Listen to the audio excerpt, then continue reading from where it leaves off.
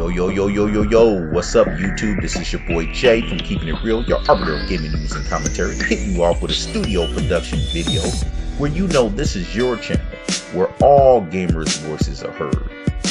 With your boy Jay, always dropping the word.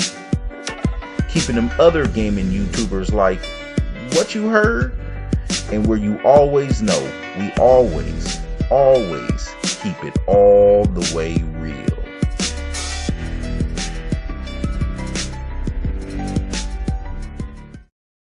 So what's up, everybody? Just want to thank you all for checking out my studio production video today. You know what time it is, the place where all gamers' voices are heard, and your boy Jay is dropping that word. Man. Of course, I'm going to give a shout out to my boy Davy Jones. Man, he's at it again. This is beautiful, man. This is what I love to see. Now, you guys know this is our channel. So that means that when you have any suggestions or any things that you want to see video on, please do what Davy's doing right now, man. He's hitting me up left and right.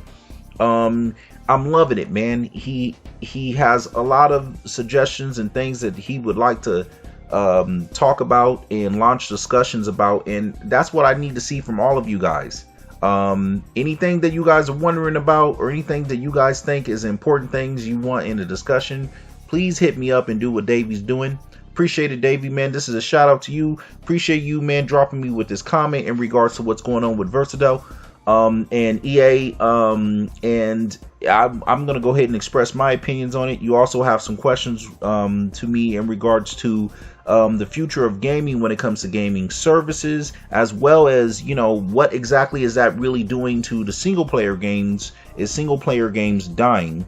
And you're just not happy with how Visceral was being treated, obviously, from one of their biggest series, Dead Space, which is, Davey, I agree with you, one of my very best favorite games of all times, that I loved and enjoyed, 1, 2, and 3. So yeah, man, I was hoping to see a Dead Space 4. So I'm definitely in that camp that I'm not happy with this whole situation with EA, and I'm gonna go ahead and break some of these things down, man, and go ahead and answer your questions. So the thing is with EA, and we have to understand this as gamers, man, and when it comes to these corporations, one thing about them is that, you know, there's always a big side of it that we as the consumers, we're not really gonna get to see. It's just like when people are having personal problems in their own personal home. You know, when you, let's just say you talk to one of them, right? They're always going to give you a side of the story that you're not going to never really see the other side, and you're also not going to understand everything that was going on there. So it's always going to be a disconnect from the position of where you are to really understand what's really happening internally, or what's happening in that really happening or going down in that household. And corporations are very much the same way. As we look at it, we can only look at it from our standpoint, looking out from the outside. There's a lot of internal things that are going on that we'll never know, and we'll never really fully understand, because we're not in it, you know. And it's one of those things that we have to understand in regards to how we look at it, you know. There's a lot of unanswered questions about what the relationships exactly was going on between EA and Visceral, and why they got shut down. It was just like the thing that happened with Microsoft when it comes to Platinum Games, when they was when Microsoft said, yeah, we're gonna go ahead and have to stop this with Scalebound. I'm sure that wasn't an easy decision, and there's still some things about that people don't understand, but we all placed our judgment and our dismay about it, because when it comes to us, all we feel the impact of is games or future games that we feel we may be missing out on. And I think that's more or less our position. But when it comes to Visceral, man, I don't think they will be no different. If they really wanted to get these games out, I don't think they will be no different than Respawn. You think about Respawn, man, they came back after with Call of Duty, after going out on that end, came back, made a studio from the ground up, and still made a spectacular game. To this day is one of the best first-person shooters that I've ever played. And that also sparked a whole new way that we play first person shooters now and into the future. So you got to understand, man, when it comes to Versatile, I don't think they're no different, man. The guys who are running that studio, if they're gonna make something, they're gonna find a way to make it because their hearts are in it and their passion is in it. So that's what we gotta believe in. And we also, man, reach out to them, tell them, hey man, you know, we want you guys to keep in it. We want you guys to stay strong and start up another studio, start from scratch, man. We'll support you. Us as gamers, we got to be there to support them in things of this happening. I don't agree with EA, but then again, you know, I don't think we'll never know all the details of why EA is doing what they're doing. The only thing we can know for sure is when it comes to corporations, they're going to do, in general, they're going to do what's in their best interest, and for their bottom line. And when they see something is getting in the way of that, they're going to cut it out. And that's one thing we do know. That's a fact when it comes to business and when it comes to corporations. That's one thing we do know. So, yeah, I mean, that's how I see it. I just see it as just one of those things that, you know, it's one of those corporate moves that sucks and we have to deal with as gamers. But we can always express our opinions through social media and let them know, hey, you know, when it comes to Versatile, we support you.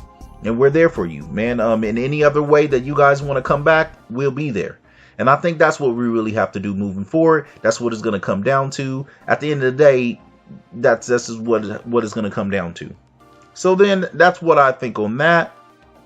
Now, to get into the bigger, more broader conversation when it comes to games of service and how they impact, single player games. That's a big question. The thing is I don't think single player games are dying. I just think they're evolving.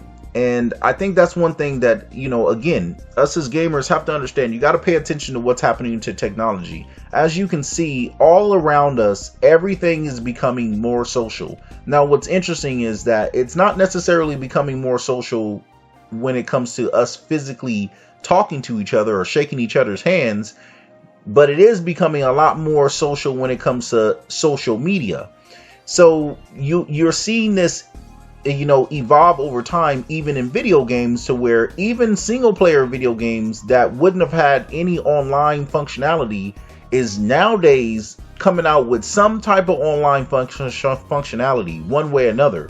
Whether if it's trying to sell you something, whether if it's giving you automatic updates, or whether if it's a monetization. In whichever way, games are becoming more and more of a social experience. And you have to understand that is not going to stop. That's one of those things that whether we like it or not, it's going to persist because that's just technology. To give you a perfect example, I'm not the biggest advocate of digital games. Me personally, I'm not really into it unless it's a small little indie game, maybe something like that. Other than that, I'm not really interested. I don't really see the point in spending $60 for a game that I'm not going to get a physical disc or, in box. I don't really get it, especially if you're getting a limited edition or a special edition. Like, I want all my physical stuff. I want my stuff put on a bookcase where I got all my stuff stacked up. I like to see my stuff. I like to hold it. I like to be able to look through it, like the little books that it comes through, the art books, everything that comes to it. I want to get what I paid for. I don't want no digital, game where I don't get none of that stuff. Like, to me, a lot of people might look at me and say I'm old school, right? Or, you still doing that, man? I like to just turn on my Xbox and then all my digital games are right there. I can just boot them up. I don't have to go grab a disc. I get it. A lot of people don't like that. But me personally, I'm not really into that. But the thing is about it is people like me who are not really into that, we have to understand that's not what the future of game is going to be. Unfortunately, the future of game is not going to necessarily be a physical disc anymore. Future of game is going to be digital. That's where everything is going. So whether we like it or not, that's where everything is going. It's just like the same thing with music these days. A lot of the music these days, I'm more into like the older school of music. A lot of this newer stuff to come out. Some of the stuff I like, but a lot of the stuff I'm not really, I don't really mess with. But that's the thing about age, you know what I mean? Like, it's always going to be that way. As technology moves forward, there's always going to be people who hold on to that technology of old, and that's just a way of life. That's the nature of the beast. So you have to understand that when it comes to single player games, it's the same type of circumstance. It's one of those things where technology is ever evolving. It's, you know, even single player games in the form that they used to be, they're not necessarily in that same form anymore. When it comes to newer games that are coming out, single player games that are coming out, they're all having some type of online component in one way or another, and that is going to persist more and more as time goes on. So it's one of those things to just understand that that's just a part of ever evolving technology. It's just, and it's something that, you know, you're not going to really be able to change. It's just this how technology moves forward. Of course, now, when it comes to things like microtransactions, things like that, now those are things that we can stand up against. Like I said, you know, there's a line that us as gamers, we have to draw, and when we see that line being crossed, it's up to us to step up and tell these corporations we ain't for it, and to press and advocate against it.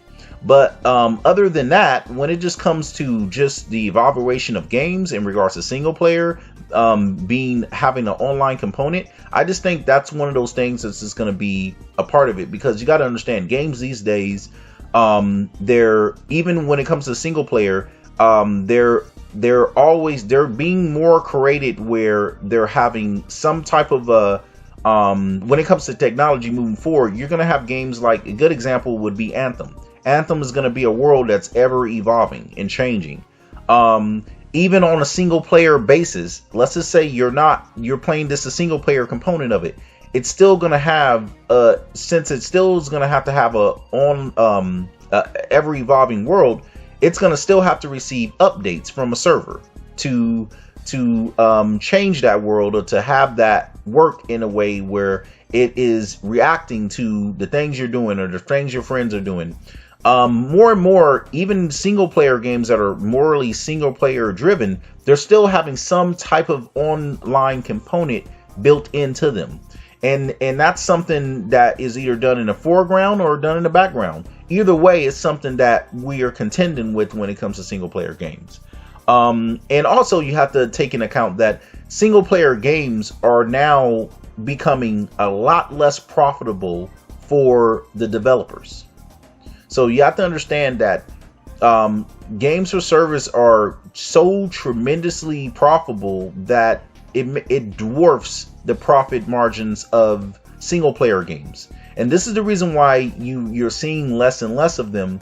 And that is the real reason why you're gonna, moving forward, even single player games are starting to have more and more of some type of online component, because it's gonna need to still have to be in competition with these bigger games that are games for service that last a lot longer and are gonna generate a lot more revenue. So it's more about just keeping single player games alive. They're gonna have to have some component, like whether it be DLC or whether it be regular updates, automatic updates, to keep these games vibrant and alive. So that's basically the breakdown on that, and that's basically why that's really happening. I hope that answers your question, Davey. And I really appreciate it, man. You should do your own show. It's like, man, you should do your own. Maybe you should do your own channel, man. You have really good questions, man, and I really always appreciate it. But yeah, man, that's basically how that is. Yeah, and I agree with you, man. Activision has reached a new low. And the thing is, when we see stuff like this, that they do this, we really have to hold these corporations' feet to the fire. Because these are the type of things that can just really get out of control. And that's what I mean by, EA and Activision, they're definitely overstepping their bounds at this point. And the thing is that us as gamers have to step up and speak against it. Now, the thing is, when we do that, you have to also understand too that what these corporations are looking out for is how much of an impact that's going to really make on their numbers. You see what I'm saying? So if they see people still playing the game and then getting a bunch of the microtransactions, spending money into it, you got to understand that they're gonna look at it and say, well, they raised a bunch of hoopla, but we still see they buying it. We still see they buying the microtransactions. And that's why, you know, I was saying, you know, when it comes to Star Wars, like, I don't know if the answer is necessarily to outright boycott it, but what I would say is, I would tell you, if you do buy Star Wars, do not buy any of the microtransactions.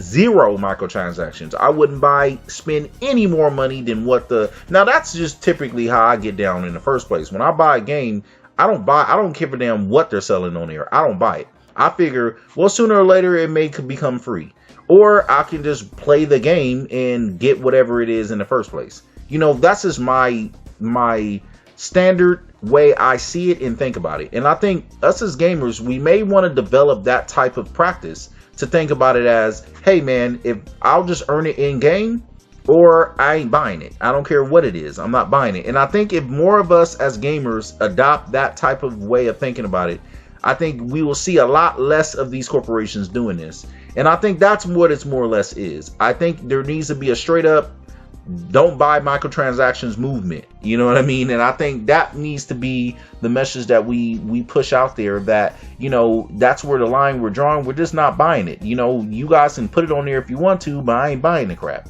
And I just think we just got to stick to that. We can do that. I think we could make some serious headway towards making some changes. But I think that's what it's going to really take, because with these corporations, a lot of them, they ain't going to listen to nothing but anything that's going to hurt their pocketbook. If it hurts their pocketbook, that's when their ears are open. If it doesn't, they ignoring you. They don't hear you. So I think that's what it ultimately comes down to. And I think that's what it's going to pretty much take.